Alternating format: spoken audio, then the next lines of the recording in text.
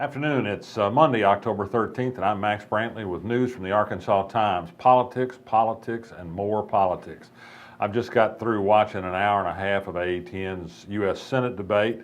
Tom Cotton, Mark Pryor, and Green and Libertarian candidates faced off. Gee, I think you've seen this before in the TV advertising, some $20 million of which we've already endured. Tom Cotton said simply and repeatedly over and over again, a vote for Mark Pryor is a vote for President Barack Obama.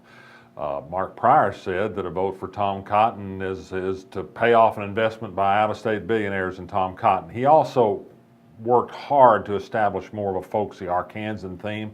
I thought Mark Pryor did a little bit better, frankly, than I expected. There was a little bit of realness to him. There's a certain robotic element to Tom Cotton's practice remarks, full of facts, full of figures. It's a sour sort of approach of everything that's wrong with America. There's a certain air of more optimism, I felt, in Mark Pryor's approach. He talked about Tom Cotton's willingness to spend billions of dollars building nations abroad, but denying spending on important populist programs in Arkansas. I thought Mark Pryor scored important points in talking about the corrosive effect of the Citizens United ruling and spending on campaign politics. But if Barack Obama is indeed as unpopular as Tom Cotton thinks he is, that may be the path to victory for him, and he certainly did an effective job of saying it over and over and over again. Earlier today, the candidates for 2nd District Congress appeared on an AATN debate, and French Hill and Pat Hayes were the lead candidates in that race, that also includes a Libertarian candidate. Pat Hayes was his folksy, nice, charming, can-do mayor self. French Hill sounded, David Ramsey observed in his coverage for us on the blog, more like a primary opponent. He's absolutely against a minimum wage increase. He couldn't have made that clearer today.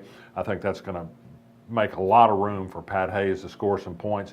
He's still such a foe of Obamacare that he won't even get behind, French Hill won't get behind the private option medical care plan, which has produced benefits for 200,000 Arkansans, and which I think David Ramsey is right in saying probably has some popular support in the 2nd Congressional District. I think Pat Hayes on general folksiness versus French Hill's buttoned up sort of approach probably was a winner today in that particular debate.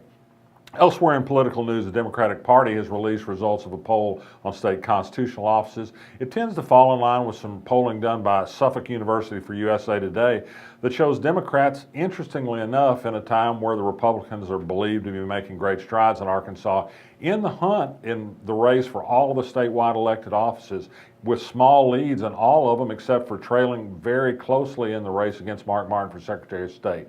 Do I believe these results or not? Don't know, but at least it's something that runs counter to some of the conventional wisdom.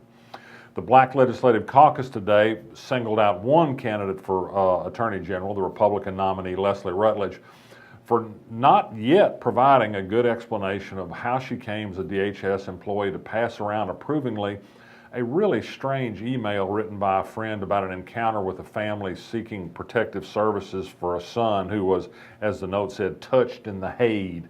It was written in cartoonish black dialect. There's no possible reason that this would be viewed in a positive way that I can see, although the author of it is defended as some sort of a literary technique.